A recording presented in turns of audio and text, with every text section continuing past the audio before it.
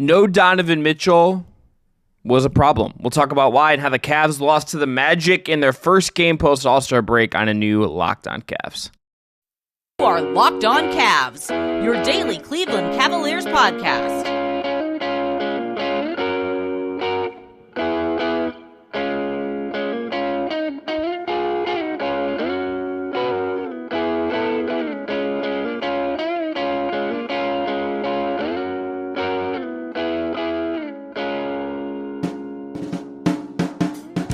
Today's episode is brought to you by LinkedIn Jobs. LinkedIn Jobs helps you find the qualified candidates you want to talk to faster. Post your job for free at linkedin.com/lockedonnba. That is linkedin.com/lockedonnba to post your job for free. Terms and conditions apply. I am Chris Manning. That is Evan Dammarell. We're here after Cavs Magic, where Cleveland loses its first game after the All-Star break. In a game that really didn't have Donovan Mitchell, but Evan, I still found to be a somewhat disappointing Cleveland performance. What did you make of this game? I think disappointing is a good way to put it. Yeah, there is no Donovan Mitchell in this one, but this is pre-All-Star break against the Bulls. They came out flat, but they're able to put together just enough to squeak out a win. But it feels like ever since they lost to Philly, it feels like their mind has been in another place, or maybe just like the general fatigue of things is kicking in. But JB Bickerstaff did stress this pregame, and I do think it's the right thought process. Like, it's not going to be an instantaneous thing. It's going to be a gradual ramping up process. Like, this is the first game where Darius Garland and Evan Mobley were no longer on their minute restriction. I think Mobley played really well in 34 minutes. Garland, not so much, I'd say. But this is just like a lazy game for the Cavs. I think, the lack of three-point shooting could be something people point at. But the fact to me is they turned over the ball 20% of the time in this game. Like, that's just a recipe for failure, especially when Orlando scores 28 points off of those turnovers. So the Cavs more or less shot themselves in the foot all throughout this game. I think they were competitive in the second and third quarter, and then you watched it kind of just slip away from them. And it was like they kept shooting themselves in the foot. Like, it wasn't like Orlando. Like, yeah, Orlando beat them, but like, the Cavs really did not set themselves up for success in this one, and you just kind of have to let this one roll off your back if you're Cleveland, and now shift your focus to Philly on Friday night in the second game of a back-to-back. Yeah, and I think if you look at this job, and you look at what they did here, and you look at this game, just a lot of the hallmarks of what worked pre-All-Star break are just kind of gone, and I want to get kind of deeper into the three-point stuff as we go, Evan, but I think that just speaks a little bit to how Donovan Mitchell is at the core identity of this team, and there's some Darius Garland flashes in this game. We're going to, in segment 3, talk a lot about just where he's at and kind of rehash that a little bit and what he looked like in this game. But you think about the kind of shots it felt like they generated, the way they looked, just the way how hard or not easy things just came for guys in different spots. I think that all goes back to just no Mitchell. Like, Mitchell is the engine of so much of what has worked for this team the last several weeks, and you take him out of that, you can try to run some of the same stuff. Orlando deserves credit for being a good defensive team and big and all of that, but it might just be as simple as you didn't have Donovan Mitchell, and he defines the way you play, plus post-All-Star break, and that's how you lose a game like this. It might just be that. It could be a product of that. I do think just not having Mitchell at the center of this, like you said, like, he is the guy for the Cavs on just what they need to do on offense, especially with Darius Garland having such an up and down start to the season, and also just, having injuries just kept getting in the way of just things, with the jaw injury being the most devastating one for Garland. But Max Strus was actually asked about this post game, like, did not having Donovan change the dichotomy of things? He's like, yeah, it did, but they can't use that as an excuse most nights either. Because like, this Cavs team is also too talented to kind of come out this just this poorly. And I think, yeah, they didn't take enough 3-pointers. I leaned over to Jackson Flickinger at one point. There was a possession where Jared Allen was at the top of the key, and I thought for a second, like, oh, he's wide open. He might rip this one. And then he looked like he was about to pull it, and he kicks it off to Garland, who then drives to the basket and either turns it over, gets fouled, or just, it's just kind of one note. And I think with Garland, it's still a work in progress with him getting back to feeling comfortable with himself. And I thought, at least in my eyes, like, hey, there's no Mitchell in this game. This is a really good way to get Garland a little bit more comfortable, get his feet wet, and what the Cavs are trying to do stylistically. And there were moments of it, sure, but it's obviously not to the level of success is grown accustomed to without Garland out there. And I think those are just going to be part of the growing pains for these last 20 plus games until the postseason comes down. If anyone can also just I think I can believe that they truly believe, by the way, that they say that they don't care if you can't make an excuse because the guy is out. I believe that Max Strus would just feel that in his soul. Heat culture never die. Yeah. Honestly, it was actually Jackson Flickinger asked, and he's just he did not having Donovan out there make a difference for you 3-point shooting wise. Yeah. Kind of bluntly, yeah, Donovan takes a healthy volume, but he takes almost 10 3-pointers a night on his own. But he's also just we can't make excuses. We can't make our entire core identity lean on one guy. Other people have to step up. And I think Strus is a dude who stepped up in this game, especially down the stretch. But it was just Orlando just mucked this one up pretty quickly, and they never really let the Cavs get comfortable at all during this game. And I think that was another big part of it too. Tip your cap to the Magic. The Magic played this game very well and use their length and athleticism just to kind of fluster the Cavs quite a bit. And maybe some chicanery with Mo Wagner didn't help either, but you can't get in a fight with the refs. You can't let that be the deciding factor either. If you want to be a team that is, or at least wants to be perceived as elite in the Eastern Conference, you can't let the little things be the reason why you lose. You can't let it get to you, because that's the mental edge of this game. The other thing, too, is just some of the sharpness just felt very post-All-Star breaky to me.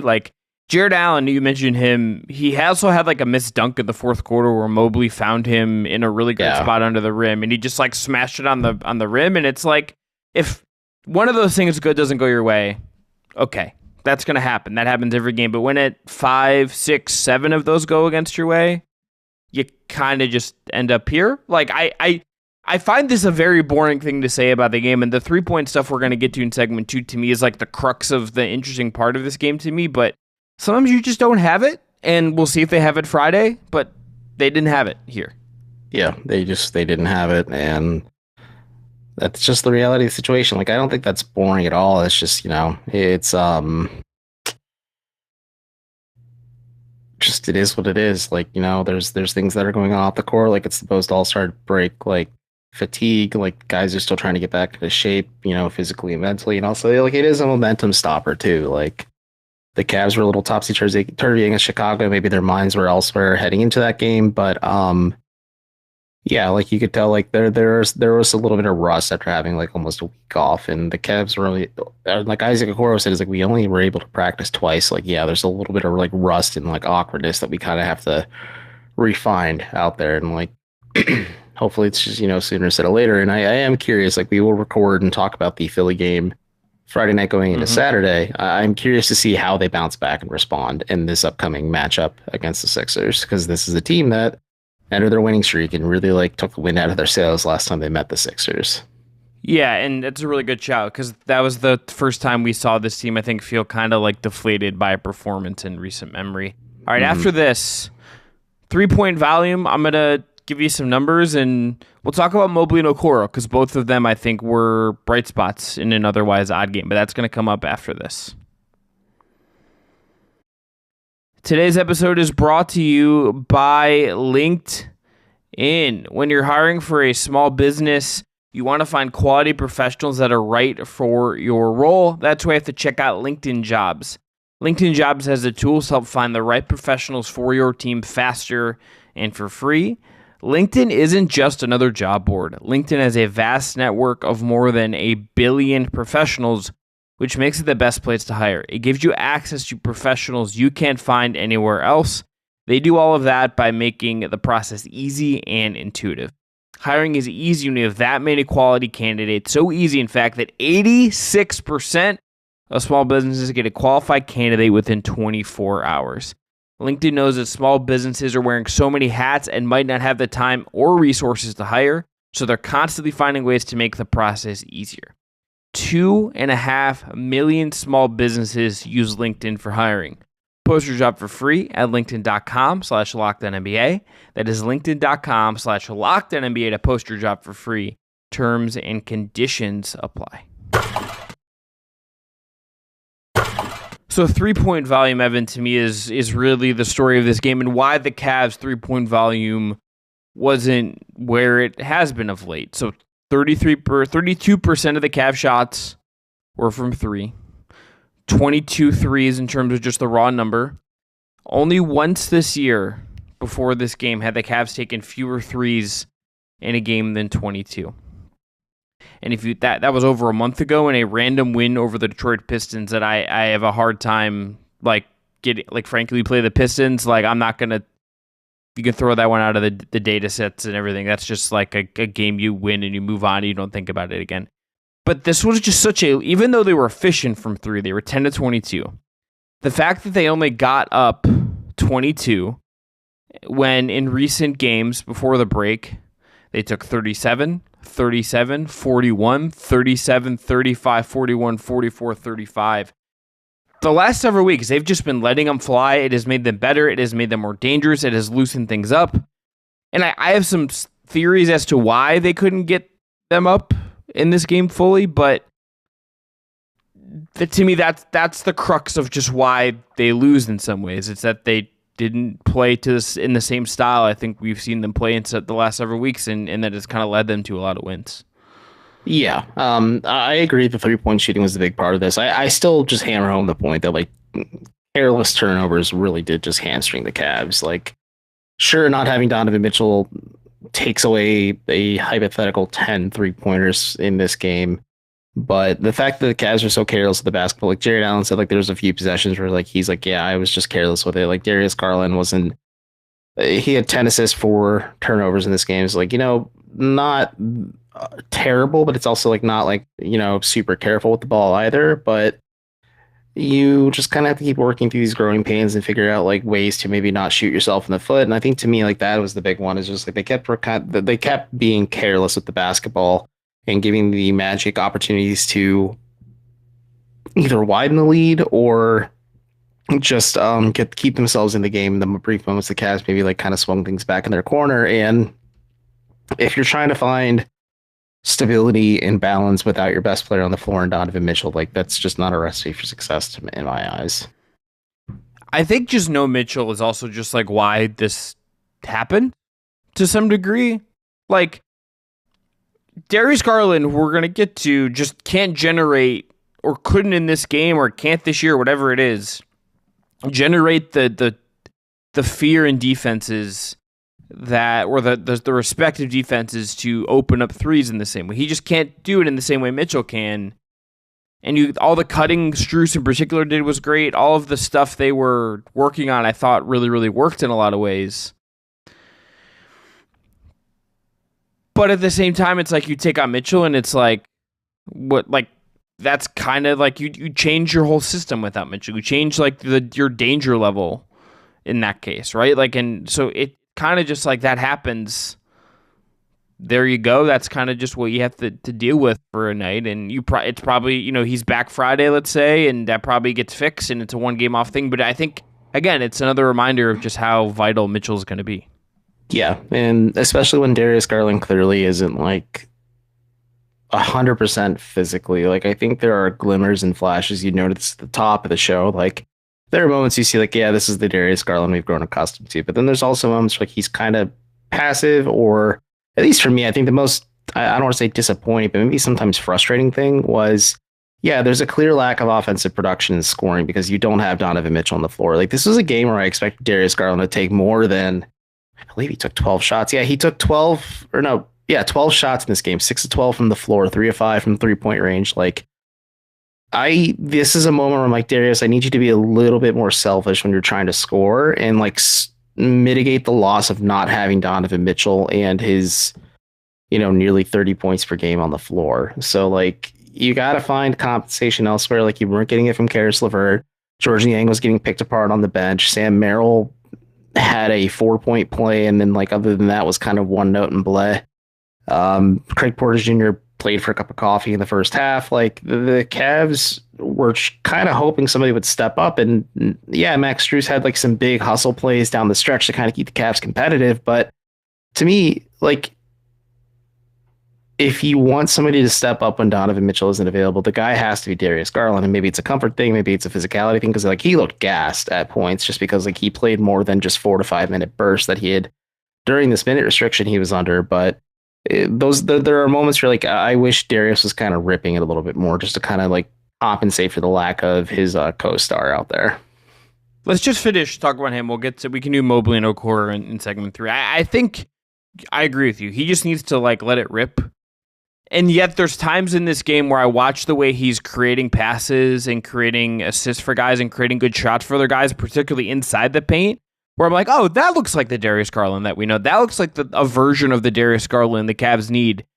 But he just still, I mean, physically, I don't think he looks all the way back yet, which makes sense. And yeah, and also he's also just not wired that way. I think we can both agree, like, he is not a guy who will just hoist up shots for the sake of hoisting up shots. Like, he doesn't really chase scoring numbers. He'd rather just pass the ball. And like, yeah, the 10 assists are great. Like, the fact that he had a double-double with scoring and assists is great. The fact that he had a 5-to-2 assist to turnover ratio, I guess a 2.5 to 1 assist to turnover ratio in this game is encouraging. But more so the fact that like you just want him to rip it more, but like he's just also not hardwired that way either sometimes. And that, I think that is just like, you know, something you have to kind of roll with Darius Garland as much as you may not want to. There is a balance for him that he found, I think, best in his All-Star season, where he was aggressive and he took shots. Well, he's also the only dude running the offense too. So that's part of my point, is that like I don't know if he's ever quite found that balance again with Mitchell. There's something to be said of like, I kind of just expect more from him to be able. I've always thought of him as a really malleable guy. Maybe we're learning he's not as malleable as we thought. I don't know. There's something like we have to maybe just take away from this at some point, and do something with it. I guess I also just think, Evan, as much as like I kind of feel right now, I feel like Mobley is figuring some stuff out, and we'll get to him. Oh yeah, he was awesome in this game, in my opinion. Like, I agree. Let's save it. Yeah, let's save it. Garland, he was awesome. Like, yeah. If Mobley is going in a certain direction where we feel like we know what it is and are confident in that, let's say, I think figuring out Garland becomes the most like up in the air thing over the next 6 weeks in the build to the playoffs. I agree. I wonder how the Cavs navigate it. I know Mitchell did not play against Orlando due to an illness. He was listed as questionable after missing practice on their first official like media availability practice after the All-Star break. He practiced Tuesday from what I've gathered. But either way, the Cavs may have to do a trial by fire thing too. We're like, Darius, we need you to kind of figure it out a little bit, because there are, I guess, possessions where they played him off ball where like Mobley was running the point, and like a 7-foot point guard, like doing some of the stuff he did in the first quarter was just like insane. Like I'll talk more about it in a bit, but like even like Karis LeVert, like is kind of like your backup point guard in these scenarios too. And like there's ways to kind of creatively make Garland feel more comfortable with this new offensive approach, where it is much more centric to Mitchell, and you only have so many games to figure it out, because like you don't want this to hamstring you come playoff time, because like that's the most inopportune time to let that happen. Agreed. Could not agree more. All right, after this, Isaac Okoro, Evan Mobley. We'll start with Mobley. Had some really stand-up performances. We'll talk about our optimism for those two guys to wrap up the show after this. Today's episode is brought to you by FanDuel, the official sportsbook of Locked On, and an official partner of NFL. Right now, you can get buckets with your first bet on FanDuel, America's #1 sportsbook, because right now, new customers get $150 in bonus bets with any winning $5 bet. That is $150 if your bet wins. Bet on all your favorite NBA players and teams with quick bets, live same-game parlays, exclusive props, and more. Just visit FanDuel.com/locked-on and shoot your shot. FanDuel, official sportsbook partner of the NBA. They'll have Cavs Sixers odds up for Friday by the time you're listening to this. So, Mobley, Evan, I think to me where I start is, yes, he took a three. Yes, there's some good offensive stuff. I thought this was as good as his defensive timing has looked since he's come back from the knee surgery. Yeah, I think despite maybe some of the fouls that he picked up, when he picked up his third foul, now it's actually his last foul, but it was in the first half. You could tell like there's a little bit of frustration, but to me, I'm like, despite the fact that I had JB Bickerstaff's voice like in the back of my head, that like the best way to beat Orlando is to defend them without fouling. I think that's just the case for defending any team, but the Magic or the opponent. But you ideally like you want your best defensive player in Mobley to not be in foul trouble and kind of have to deal with that uncertainty. But yeah, defensively, like he looked a little fresher, he looked a little faster. Like there's possessions he was defending either Wagner brother. There's times he's defending.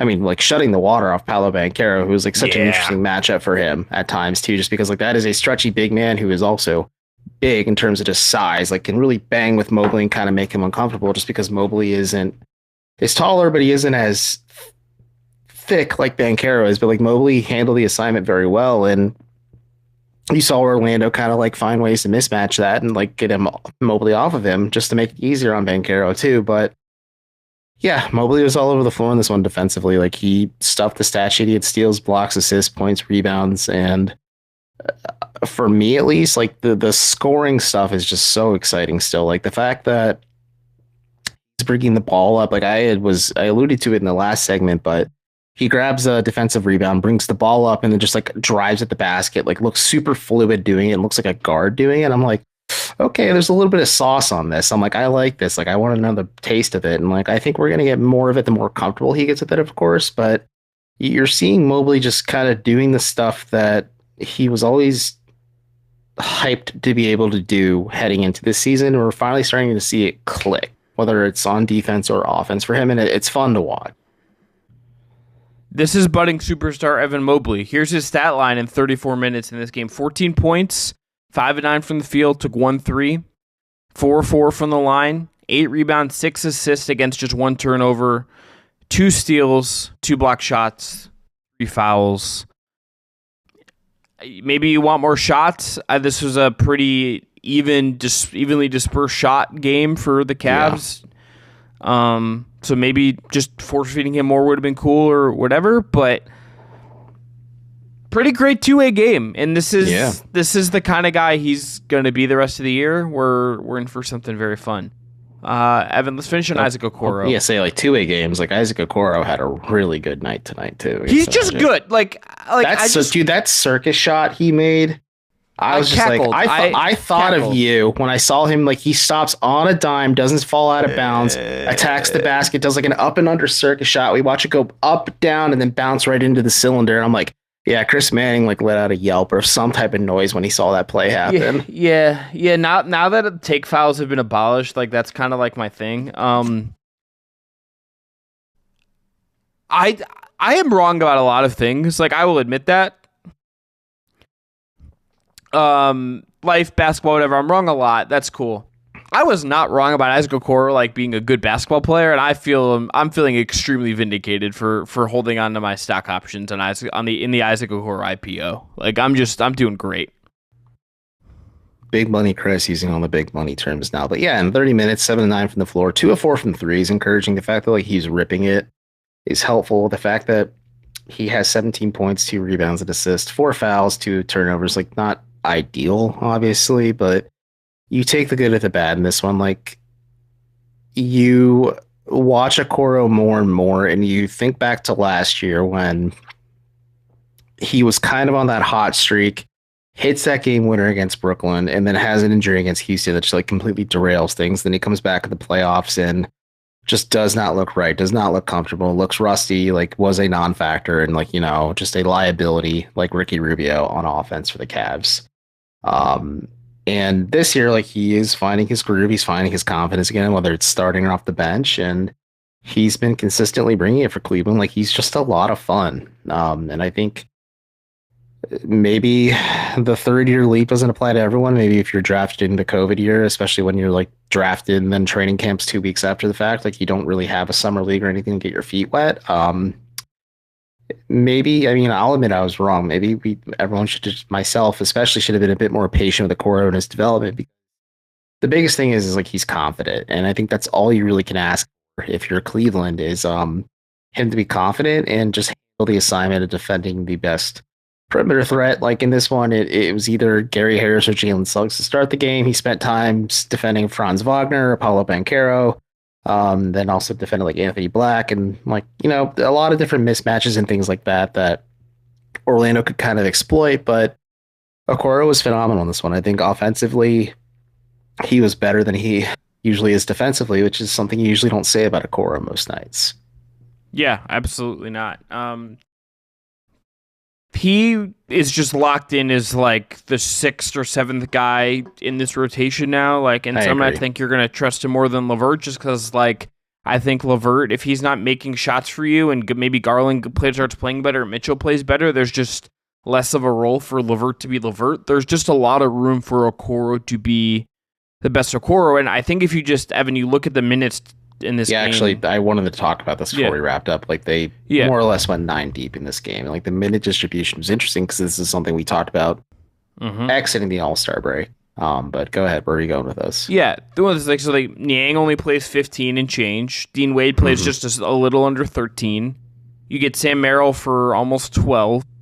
As you mentioned earlier, Craig Porter Jr. gets like a cup of coffee in the first half. You don't see him again.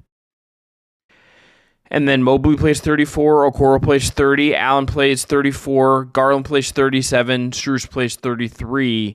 It's very heavy in one direction, and it feels like you're seeing JB Bickerstaff go back into his rotation comfort zone a little bit here. I think it's a little bit of that. Actually, Bickerstaff was asked about this game by Joe Varden from The Athletic about how during this ramping up process to getting ready to the postseason, like, you know, you expect starters to play heavier minutes, your rotations get shorter, like guys who, i.e. like LeVert and Okoro, when it comes to like this fully healthy and complete rotation, like are the guys who also get some heavy minutes as well. Maybe they're closing games just depending on the matchup or things like that. But Bickerstaff said this won't be the case every night because they have 5 games in their next 7 days. They have a back-to-back, then they're off Saturday, then they play Washington, then they're off, then they play another back-to-back, and then it's a lot going on leading into March, and then like they have a tough March with a lot of 2 5 games in 7-night scenarios, and they also play the Knicks and the Celtics and the Timberwolves all in the same week, so like it's gonna be some tough sledding, but yeah, if you can afford these opportunities to play your starters heavier minutes, especially guys like Garland and Mobley, who Darius leading the team in minutes doesn't really surprise me because you want him to kind of just you want to run him into the ground a little bit to get him back in that in-game shape. Like I said, like he looked gassed. Like I joked with one of my buddies. I said he looks like me after my freshman year of college, when we would go out like on a Thursday night and then we'd go to the gym or the rec the next morning after or something like that. Or we go out on a Friday night, go to the rec the next morning after. And I'm just sweating Kamchaka. Like you can smell it in my sweat because like it just like that kind of sweat. Like you're like, you have no choice in the situation. I'm having palpitations, like just thinking about Ghetto Gallon right now. Yeah. Like a good old $5 handle, kids. Don't ever drink it. It's awful. But like Garland just looked tired, and it stinks, but I think that's what you want to, because you need to get him into in-game shape as quickly as possible, because he was a little bit further behind than Mobley was because of the limitations of his recovery. And so this is what you want to do. But like, let's say against Philly, let's say Mitchell's able to go. It wouldn't surprise me if maybe you saw a reduction in minutes for some guys and maybe an increase for others too. Because like Bickerstaff is probably going to find ways to like press minutes on as many dudes as possible so that they can make sure their depth 1 through 8, maybe 9 if they really want to get freaky with it, come first round time, has their legs underneath them and they are gelling and kind of clicking when they need to. Let's end there. I'm Chris Manning. That's Evan Dammarell. Thanks again to Jake Stevens as always. We'll be back, as Evan said before. After Cavs Sixers, we'll talk that game. We'll get you ready for Cavs Wizards on Sunday. And we'll look at the standings in the East heading into Saturday after that Friday night game. Until then, have a great day. We'll talk to you soon.